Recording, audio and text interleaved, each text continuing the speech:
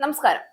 കേരള രാഷ്ട്രീയത്തിന്റെ ഇന്നത്തെ ഏറ്റവും വലിയ വൈരുദ്ധ്യം ഇതാണ്. അന്വേഷണത്തെ സ്വാഗതം ചെയ്യേണ്ട ഭരണകൂടം അന്വേഷണത്തിന്റെ നിഴൽ പോലും വീഴാതിരിക്കാൻ നിയമത്തിന്റെ വാതിലടയ്ക്കാൻ ശ്രമിക്കുന്നു. മുഖ്യമന്ത്രി ഉണ്ണികൃഷ്ണൻ പോറ്റിയുടെ ചെവിയിൽ സംസാരിക്കുന്ന ചിത്രം പ്രചരിച്ചാൽ നിയമസഭാ തെരഞ്ഞെടുപ്പിൽ അടപടലം തോൽക്കുമെന്നുള്ള സഖാക്കളുടെ വാക്കും കേട്ട് മുൻപിൻ നോക്കാതെ കേസ് രജിസ്റ്റർ ചെയ്യുമ്പോൾ ചോദിക്കാതെ വയ്യ, ഇതൊരു ചിത്രത്തിന്റെ അപവാദത്തിനെ കുറിച്ചുള്ള പേടിയോ അതിന് പിന്നിലെ അന്വേഷണത്തിനെ കുറിച്ചുള്ള പേടിയോ എന്ന്. മുഖ്യമന്ത്രി പിണറായി വിജയനും ശബരിമല സ്വർണ്ണക്കൊള്ള കേസ് പ്രതി ഉണ്ണികൃഷ്ണൻ പോറ്റിയും ഒരുമിച്ച് നിൽക്കുന്ന തരത്തിലുള്ള വ്യാജ AI ചിത്രം എന്ന് പറയപ്പെടുന്ന ചിത്രം സോഷ്യൽ മീഡിയയിൽ പ്രചരിപ്പിച്ച സംഭവത്തിൽ KPCC രാഷ്ട്രീയകാര്യ സമിതി അംഗം N സുബ്രഹ്മണ്യനെതിരെ കോഴിക്കോട് ചേവയർ പോലീസ് കേസെടുത്തത് CPM തീരുമാനപ്രകാരമെന്നാണ് പുറത്തുവരുന്ന റിപ്പോർട്ടുകളെല്ലാം സൂചിപ്പിക്കുന്നത്. തങ്ങൾക്കെതിരെ സംസാരിക്കുന്നവരെ മുഴുവൻ പിടിച്ചകത്തിടാമെന്ന് പിണറായി ചിന്തിക്കുമ്പോൾ ഒരു കുടത്തിന്റെ വായ മൂടി കെട്ടുന്നത് പോലെ എളുപ്പമല്ല 1000 കുടത്തിന്റെ വായ മൂടി കെട്ടുന്നത് എന്ന് ഓർത്താൽ നല്ലത്. തിരഞ്ഞെടുപ്പുമായി ബന്ധപ്പെട്ട് പ്രചരിച്ച പാരഡി ഗാനത്തിലും മതം പൊട്ടി മുഖ്യൻ ഉറഞ്ഞു തുള്ളിയതാണ്. എന്നിട്ട് അവസാനം അന്വേഷണത്തെ പേടിച്ച് വാലും ചുരുട്ടി ഓടി. തിരുവായ്ക്കെതിർവായില്ല എന്ന് പറയാൻ ഇത് രാജഭരണകാലമല്ല മുഖ്യ. LDF UDF പ്രവർത്തകർക്കിടയിൽ രാഷ്ട്രീയ സംഘർഷം ഉണ്ടാക്കുക എന്ന ബോധപൂർവമായ ലക്ഷ്യത്തോടെയാണ് ഈ ചിത്രം പങ്കുവച്ചതെന്ന് ആരോപിച്ചാണ് KPCC രാഷ്ട്രീയകാര്യ സമിതി അംഗം N സുബ്രഹ്മണ്യനെതിരെ നടപടിയെടുക്കുന്നത്. ഭാരതീയ ന്യായ സംഹിത സെക്ഷൻ 192 കലാപമുണ്ടാക്കണമെന്ന ഉദ്ദേശത്തോടെയുള്ള പ്രകോപനം സൃഷ്ടിക്കൽ, കേരള പോലീസ് ആക്ട് സെക്ഷൻ 120 പൊതുജന ശല്യമുണ്ടാക്കുന്ന തരത്തിലുള്ള കിംവദന്തികൾ പ്രചരിപ്പിക്കൽ എന്നീ ഗുരുതര വകുപ്പുകൾ ചുമത്തിയാണ് ഇദ്ദേഹത്തിനെതിരെ കേസെടുക്കുന്നത്. പിണറായി വിജയനും ഉണ്ണികൃഷ്ണൻ പോറ്റിയും തമ്മിൽ അഗാധമായ ബന്ധമുണ്ടെന്ന് വരുത്തി തീർക്കുന്ന തരത്തിലുള്ള അടിക്കുറിപ്പോടെയാണ് N സുബ്രഹ്മണ്യൻ തന്റെ ഫേസ്ബുക്കിൽ ഈ ചിത്രം പോസ്റ്റ് ചെയ്തത്.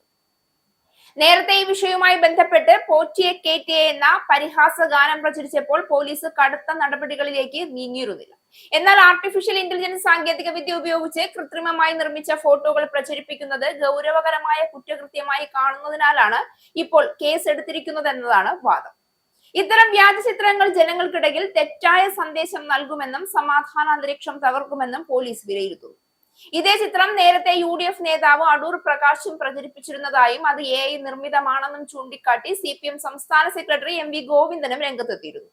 ഉണ്ണികൃഷ്ണൻ പോറ്റി സോണിയാഗാന്ധിയുമായി നടത്തിയ കൂടിക്കാഴ്ചയെക്കുറിച്ച് അന്വേഷണം വേണമെന്ന് ആവശ്യപ്പെട്ട MV ഗോവിന്ദൻ കോൺഗ്രസ് നേതാക്കൾ ഇത്തരം വ്യാജ പ്രചരണങ്ങളിലൂടെ സർക്കാരിനെ തകർക്കാൻ ശ്രമിക്കുകയാണെന്നും ആരോപിച്ചു. ഈ ചിത്രങ്ങൾ പ്രചരിപ്പിക്കുന്നത് തടയുന്നതിനായി വരും ദിവസങ്ങളിലും കർശനമായ നിരീക്ഷണം ഉണ്ടാകുമെന്നാണ് ലഭിക്കുന്ന സൂചനകൾ. ശബരിമല സ്വർണ്ണക്കൊള്ള കേസിലെ പ്രതി ഉണ്ണികൃഷ്ണൻ പോറ്റിയുമായി ബന്ധപ്പെട്ട രാഷ്ട്രീയ വിവാദം മുഖ്യമന്ത്രി പിണറായി വിജയനും മുൻ പ്രതിപക്ഷ നേതാവ് രമേശ് ചെന്നിത്തലയും തമ്മിലുള്ള ശക്തമായ വാക്പോരിലേക്കും നീങ്ങി. അതിനിടെയാണ് ഫോട്ടോയുടെ പേരിലെ കേസ്. അതീവ സുരക്ഷാ വലയത്തിലുള്ള മുഖ്യമന്ത്രിയുടെ അരികിലെത്തി ഉണ്ണികൃഷ്ണൻ പോറ്റി രഹസ്യമായി എന്ത് കാര്യമാണ് സംസാരിച്ചതെന്ന് വെളിപ്പെടുത്തണമെന്ന് രമേശ് ചെന്നിത്തല ആവശ്യപ്പെട്ടിരുന്നു. പോറ്റിയും മുഖ്യമന്ത്രിയും തമ്മിലുള്ള ചിത്രങ്ങൾ ചൂണ്ടിക്കാണിച്ചുകൊണ്ട് സ്വർണ്ണക്കൊള്ള കേസ് പ്രതിയുമായി മുഖ്യമന്ത്രിക്കുള്ള അവിശുദ്ധ ബന്ധത്തിന്റെ തെളിവാണിതെന്ന ആരോപണമാണ് ചെന്നിത്തല ഉയർത്തുന്നത്. അന്വേഷണത്തെ അട്ടിമറിക്കാനാണ് സർക്കാർ ശ്രമിക്കുന്നതെന്നും അദ്ദേഹം കുറ്റപ്പെടുത്തി.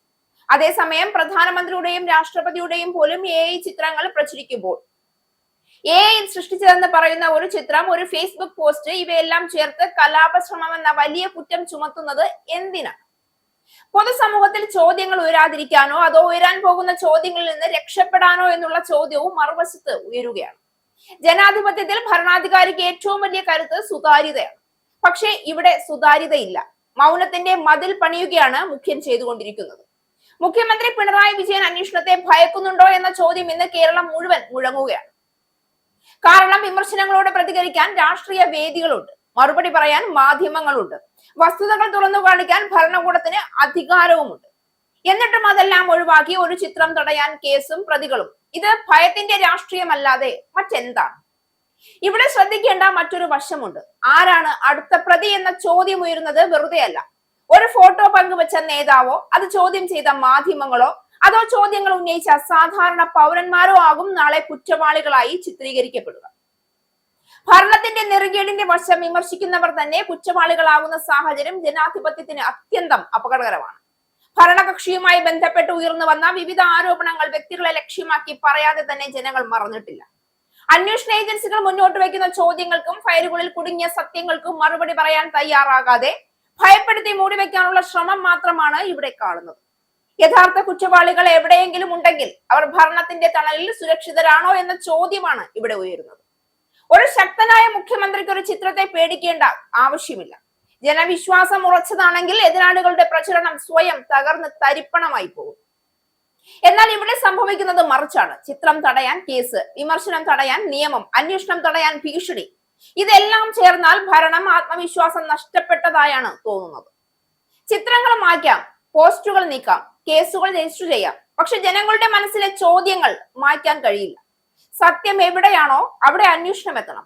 ഭരണകക്ഷിയായാലും പ്രതിപക്ഷമായാലും യഥാർത്ഥ കുറ്റവാളികൾ നിയമത്തിന് മുന്നിൽ വരിക തന്നെ വേണം.